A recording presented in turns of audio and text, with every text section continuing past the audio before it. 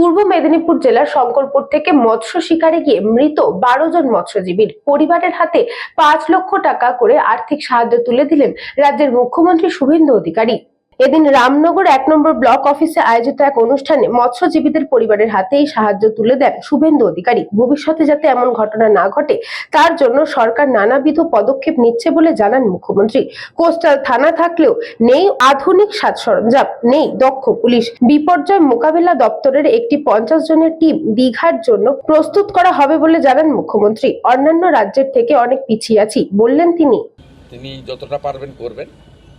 এর আগে শঙ্করপুরে অনাদিবাবু লজের ওই পোর্শন থেকে শুরু করে এই পর্যন্ত আমি মন্ত্রী ছিলাম ইরিগেশনের, আমি বানিয়ে দিয়েছিলাম। পরে এতদিন হয়ে গেছে, প্রতি বছরই বান আসে, ছাড়াছাড়ির কোটাল আসে, বিভিন্ন সাইক্লোন, কখন জস, কখন আমফান, কখন ইত্যাদি ইত্যাদি আসে। এইটাতে ক্ষতিগ্রস্ত হয়েছে, সারানো হয়নি।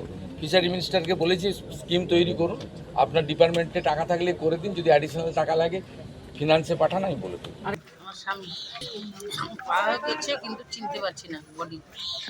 5 লাখ চেক দিয়েছে, ছেলের জন্য চাকরি দিবে বলেছে। হোক না হোক কী করে সরকারিভাবে চালাতে হবে।